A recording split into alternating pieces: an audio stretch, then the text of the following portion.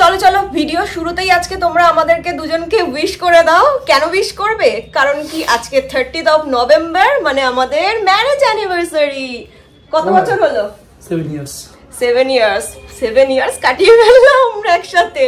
আর কুট্টুসের সঙ্গে এটা আমাদের কত বলো তো এটা না ভেবে বলবে। থার্ড ইয়ার ফার্স্টে ভুল বলেছো। এটা কুট্টুসের আমাদের সঙ্গে মানে ম্যারেজ অ্যানিভার্সারি 3 নম্বর ম্যারেজ অ্যানিভার্সারি ও সেলিব্রেট করছে। লাস্ট 2 বছর তো কোনো কিচ্ছুই করা হয়নি, তো এই বছরে একটু টুকটাক লাস্ট বছর বেরিয়েছিলাম।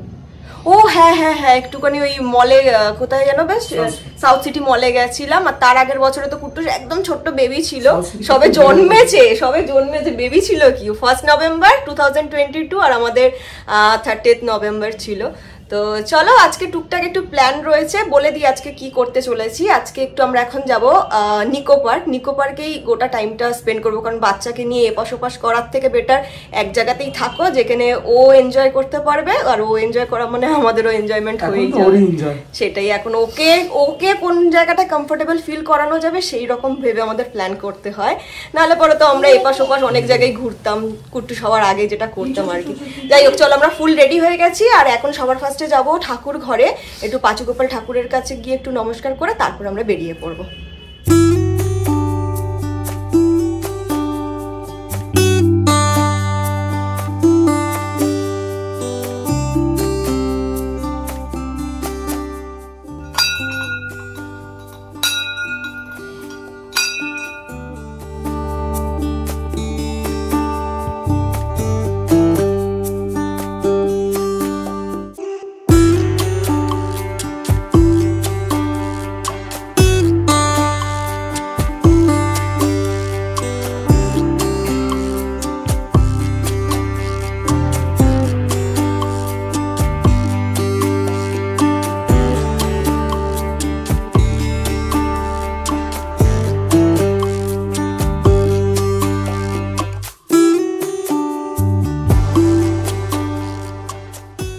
আমরা নিকো পার্কে পৌঁছে গেছি।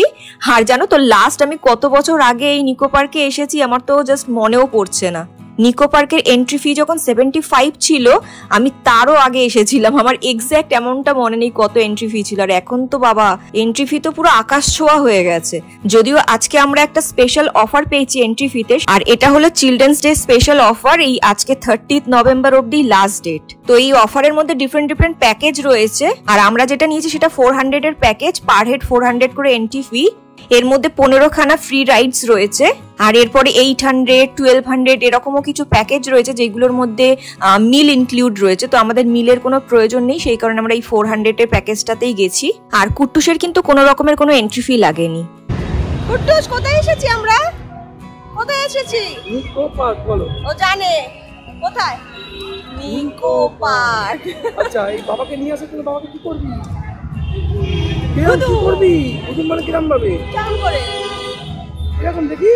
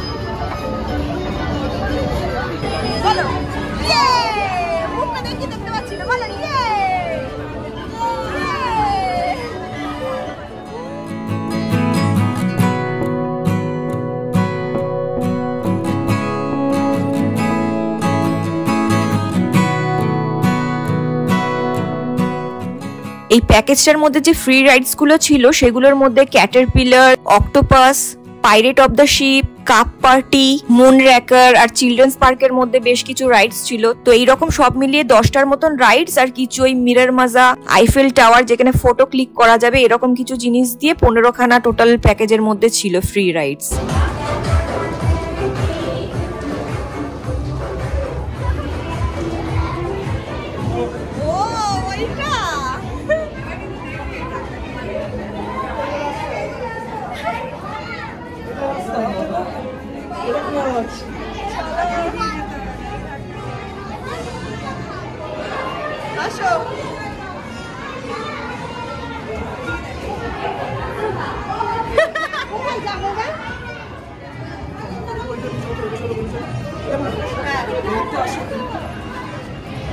বাবা কোন দিকে? এর মধ্যে ঢুকে বসে দাও, এক সাইডে ক্লাসের সাইড। এটা অনেক ডেঞ্জারাস সায়েন্স সিটির থেকে।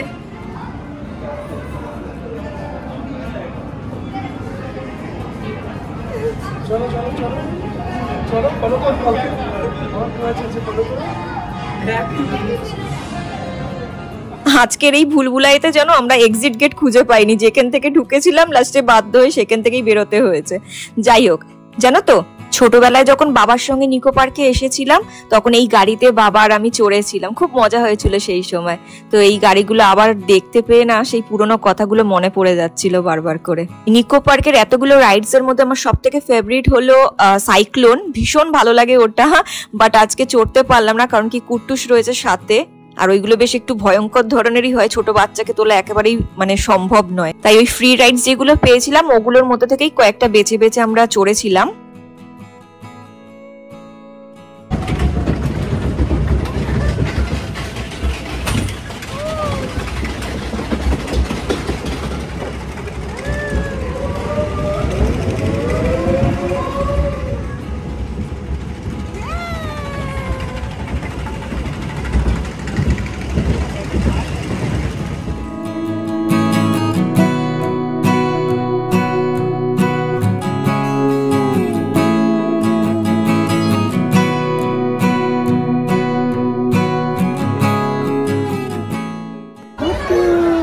অক্টোপাস, অক্টোপাস বলো ইয়েস। এই যে চলো নতুন করে, এই যে ইয়েস, ইয়ে এইবার তো পেটে ধরে রাখো, হ্যাঁ শুধু হাতটা ধরে রাখো, হ্যাঁ ভিডিওটা করো, ইয়ে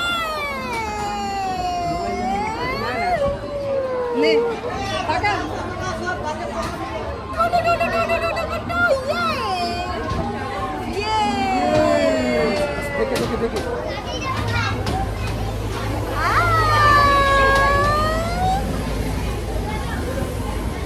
কপাল খারাপ থাকলে যা হয় আর কি। নিকো পার্কে যখন থেকে এসেছি তখন থেকেই ফোঁটা ফোঁটা করে বৃষ্টি পড়ছিল, আর এখন তো বেশ ভালোই জোরে বৃষ্টি নেমে গেছে। তো অগত্যা চলে আসলাম ফুড কোর্টে, যদিও এই ফাঁকে একটু পেট পুজোও হয়ে যাবে। আমরা অর্ডার করেছিলাম এগ রোল, আর রোলটা এত সুন্দর বানিয়েছিল, একদম সিম্পল ভাবে বানিয়েছে, কোনো এক্সট্রা সস বা অন্য কিছু নয়, বাট তার মধ্যেও এত টেস্টি লাগছিল খেতে। আর আমার কুট্টুসটা না এগ রোল খেতে খুব ভালোবাসে, তো মাঝে মাঝে ওকেও একটু দিচ্ছিলাম। বৃষ্টি পড়া স্টপ হতেই আমরা আবার চলে গেলাম রাইডস চড়ার জন্য, আর এবার আমরা গেলাম চিলড্রেন্স পার্কে। এটাও আমাদের প্যাকেজের মধ্যে ইনক্লুড করা ছিল। এই চিলড্রেন্স পার্কে না বাচ্চাদের জন্য স্পেশালি কিছু রাইডস ছিল, আর যেহেতু একটু আগেই বৃষ্টি হয়েছিল তাই সমস্ত কিছু ভিজে গিয়েছে, আর বেশ কিছু রাইডস অফ করে দিয়েছে ওরা, তাই বেছে বেছে কয়েকটা জিনিসই মাত্র কুট্টুসকে চড়াতে পেরেছি।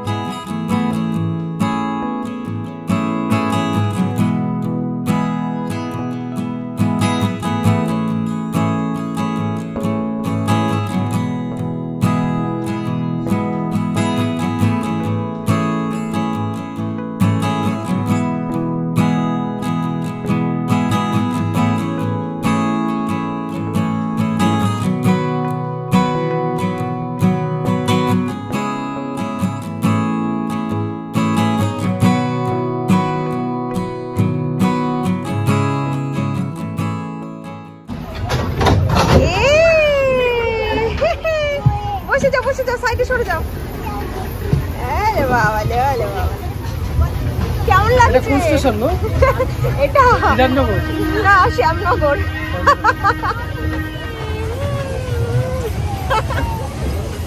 এই যে হাই। ও একা বসবে। যা যা।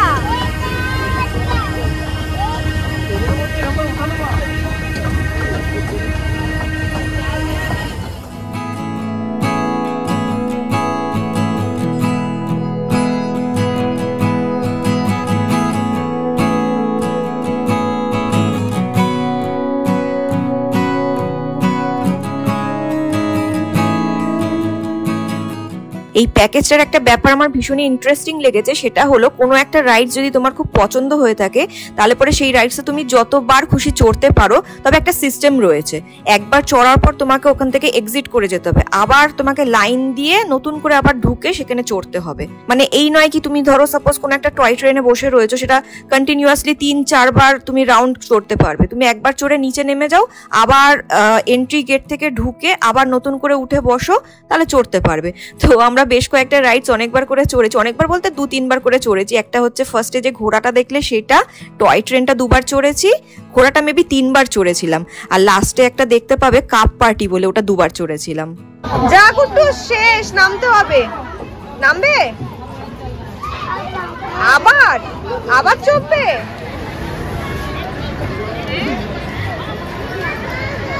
মনে হয় নামতে যখন তখন ভয় করে না?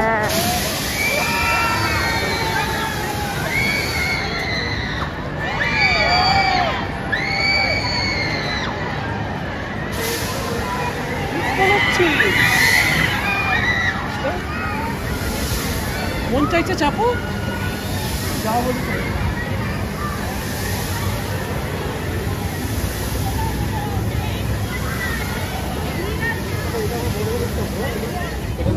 ভয় ভয় ভয়। আজকে আমি এত বড় একটা ভুল কাজ করে বসেছি না, যেটার জন্য ভেতরে ভেতরে প্রচন্ড পরিমাণে গিল্ট ফিল করছি। সেটা হলো এই রাইডসে কুট্টুসকে তুলে। আমি যদিও বারবার অরিকে বলেছিলাম যে এই রাইডসে কুট্টুসকে তুলবো না, বাট ও বললো কি এটা অনেকটা বেশি জোরে হবে না স্পিডটা, তো ওকে চড়ানো যাবে। তো অনেক কিছু ভাবার পরে লাস্টে ফাইনালি আমরা উঠেছিলাম। আর ওঠার পরে কুট্টুসের যা কন্ডিশন দেখেছি না, আমি তো পুরো ভয় পেয়ে গেছিলাম। আমার না মনে হচ্ছিল হার্টটা বেরিয়ে হাতে চলে আসছে। ও যেরকম ভাবে ওই ভয়টা পাচ্ছিল, মুখ টুক গুলো ফুলে যাচ্ছিল, আমি ভেবেছিলাম কিছু না হয়ে যায়। লাস্টে আমি চিল্লিয়ে দাদাকে বললাম যে স্টপ করুন স্টপ করুন। এবার সেটা স্টপ হতেও তো একটা সময় লাগবে না, তো সেই সময়টুকু আমার কাছে মনে হচ্ছিল প্রত্যেকটা সেকেন্ড খুব মানে ভাইটাল। জীবনে কোনোদিন আর কুট্টুসকে আমি এইরকম কোনো রাইডসে তুলবো না, তাতে আমার আনন্দ মাথায় থাক বাবা। এইরকম একটা নির্বোধের মতন কাজ করে না নিজেকে ভীষণ ভীষণ খারাপ লাগছে আজকে। বাবারে বাবারে বাবারে, ও মা কুট্টুস ঘোরাচ্ছে। ও কুট্টুস করে দিচ্ছে। ঘোরা ঘোরা ঘোরা।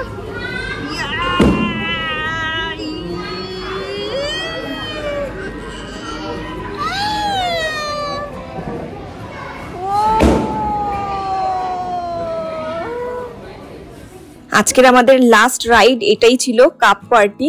এটার এনভায়রনমেন্টটা এত সুন্দর লাগছিল, সুন্দর একটা ডিম লাইট জ্বলছে, তার মধ্যে কি সুন্দর চায়ের কাপের মতন সব সিস্টেম রয়েছে বসার, খুব ভালো লাগছিল। এটা আমরা 2 বার চড়েছি, আর বেশ এরকম টুকটাক চড়তে চড়তেই গোটা দিনটা দেখো কি সুন্দরভাবে নিকো পার্কে কাটিয়ে ফেললাম আমরা। আর এরপর এখান থেকে বেরিয়ে সিধা আমরা ডিনার করতে চলে গিয়েছিলাম হাতিবাগানের আর্সেলানে। কি খাচ্ছ?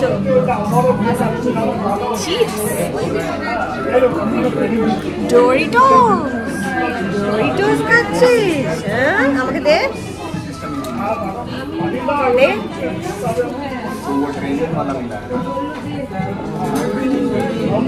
এই যে কুট্টুস,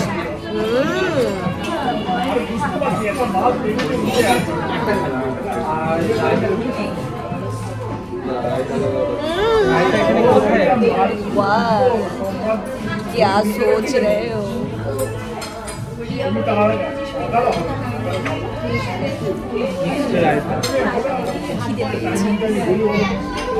ডিনারে আমরা আজকে অর্ডার করেছিলাম তন্দুরি রুটি আর অ্যাজ ইউজুয়াল অরির অল টাইম ফেভারিট মাটন টিকিয়া, সাথে রয়েছে মাটন বিরিয়ানি।